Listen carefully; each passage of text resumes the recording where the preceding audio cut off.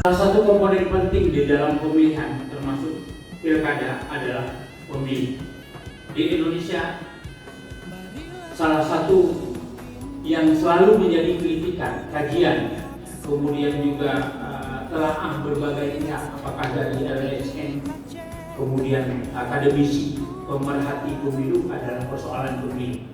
Karena tiap kali pemilu yang ada di Indonesia, kenapa orang yang meninggal masih ada dalam PDPT? Ada kecurigaan, ada sangka bahwa orang yang meninggal itu akan digunakan hak pilih. Dicocokkan, diteliti lagi, apakah nama-nama yang ada dalam daftar DPT sebelumnya ini masih ada orangnya? Masih, karena ada perbedaan dimensi dalam pilkada dibanding pileg. Kalau pileg orang berbeda provinsi, ada di Aceh masih bisa menggunakan hak pilihnya, menggunakan hak pilih untuk pemilu presiden dan wakil presiden. Dalam pilkada ini hanya orang Aceh yang bisa menggunakan hak pilih, luar daerah untuk dicoret. Nah, oleh karenanya Bantarni kita sudah menyelesaikan tugas mulia ini sesuai dengan waktu yang telah ditentukan. Kemudian ditindaklanjuti oleh PPS, sudah ditetapkan pleno DPS-nya, dan juga di tingkat kecamatan, di semua kecamatan sudah menyelesaikan rapat pleno tentang penentuan DPS. DPS ini akan menjadi jadi itu merupakan persoalan yang penting untuk dipahami kita bersama, sehingga masih ada kesempatan bagi kita dalam setelah penetapan DPS pada hari ini sebelum ditetapkan menjadi DPT. Nah, kalau masih ada warga kita di Rosmai yang masih belum punya KTP, tidak punya identitas apapun, untuk mengurus identitas tersebut supaya bisa kita layani hak pilih. Acara rapat pleno terbuka tentang rekapitulasi dan penetapan daftar pemilih sementara di wilayah Kota Rosmai dengan resmi saya buka. Ketua PPK Banda Sakti ingin membacakan rekapitulasi daftar pemilih hasil pemutakhiran Kecamatan Banda Sakti. Jumlah desa 18, jumlah TPS 104. Baik, terima kasih. Untuk Banda Sakti perlu saya sampaikan kepada hadirin dan panwaslu, di Banda Sakti ada lokasi khusus, ada penjara yang di sana tidak dilakukan coklit oleh Bantarni. Tapi kami sesuai dengan regulasi PKPU 7/2024 tentang penyusunan tata pemilih pilkada serentak 2024 ditambah dengan Juknis 799/2024, kami tingkat kota yang melakukan koordinasi dengan pihak lapas, karena pemilih di dalam lapas tidak sama dengan pemilih reguler. Jadi di sana ada TPS, namanya TPS lokasi khusus.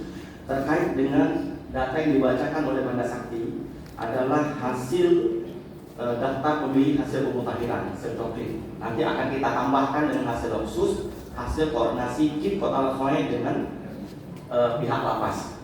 Namun untuk tingkat Banda Sakti kemarin KPU se-Indonesia tanggal 3 sampai dengan tanggal 7 Agustus berkumpul di Jogja untuk melakukan sinkronisasi data. Hasil sinkronisasi kami, pemilih kita di Banda Sakti itu ditemukan ada 3 pemilih baru yang ternyata secara data siap dan keberadaan identitasnya masih milik orang lain, sehingga 1 laki-laki dan 2 perempuan harus kami hapus. Nanti ini terlihat di sebelah kanan dan ini akan kita kurangi. Jadi saya jelaskan sekali lagi, meski BPK sudah melakukan rekapitulasi di tingkat kecamatan, mereka hanya melakukan pleno hasil DPHP secara berjenjang dari BPS. Kami di tingkat kota tetap. Saya Sulaiman, Ketua PPK Moradua, akan membacakan rekapitulasi daftar pemilih hasil pemutakhiran di tingkat Kecamatan Moradua. Jumlah desa 17, Jumlah TPS 70. Laki-laki 17.572. Perempuan 19.021. Angka 36564. 36564. Belambangan 18807.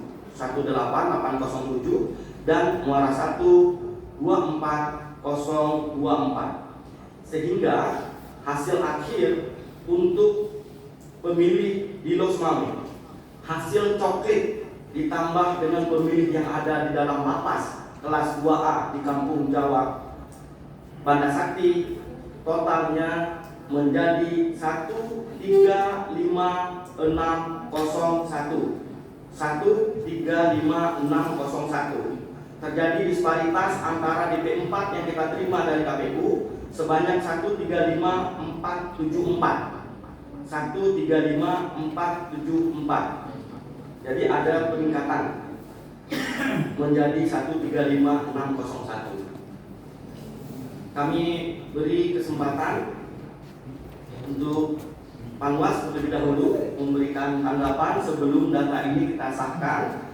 Kemudian kita bikin salinan untuk kita bagikan kepada pihak-pihak. Untuk menanggapi rapat pleno terbuka yang telah kita dengar bersama dan dibuka oleh Bapak Abdul Hakim sebagai Ketua KIP, kita di Panwas cuma mengingatkan persoalan kemarin sangat jauh. Kita tinggal tahapan sebenarnya tidak bisa terkejar mengingat kondisi kita terlambat dalam pembentukan. Kemudian pastinya banyak ketertinggalan informasi mengenai pembentukan dari data pemilihan yang diserahkan oleh Menteri kepada IP hasilnya DP 4 itu kita bicarakan kepada IP untuk bekerja kemarin pada Pantali, ya. Mudah-mudahan harapannya ini pada saat penetapan DP nanti tidak ada lagi nama orang-orang yang telah meninggal, maksudnya nanti kembali muncul. Itu yang pertama. Yang kedua, menyangkut disabilitas. Apakah cukup dibuktikan dengan surat keterangan meninggal dari uji atau dari Capil, atau memang harus buat akte kematian? Karena ini saya melihat pengalaman, mungkin keluarga kita sendiri, kalau ada yang meninggal tuh kita jarang membuat akte kematian.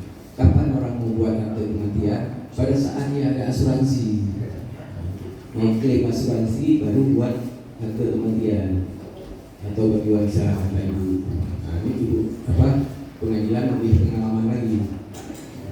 Atau yang lainnya, misalnya kita sendiri ini buat izin membangun bangunan IM. Pada hari ini Sabtu tanggal 10 bulan Agustus tahun 2024 bertempat di aula kantor KIP Kota Lusmoy. KIP Kota Lusmoy telah melaksanakan rapat pleno terbuka rekapitulasi daftar pemilih sementara atau DPS tingkat Kota Lusmoy untuk pemilihan gubernur dan wakil gubernur Aceh serta pemilihan wali kota dan wakil wali kota Lusmoy tahun 2024. Dalam rapat ini, KIP Kota Lusmoy menetapkan rekapitulasi daftar pemilih sementara atau DPS tingkat Kota Lusmoy dengan rincian sebagai berikut.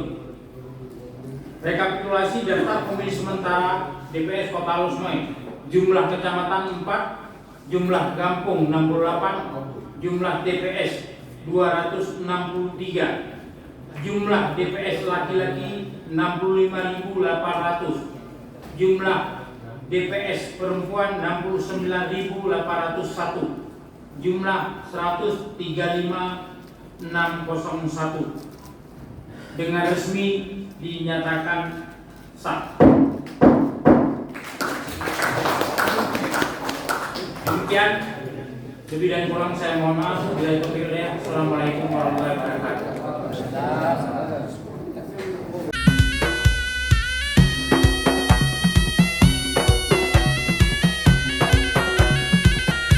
Mari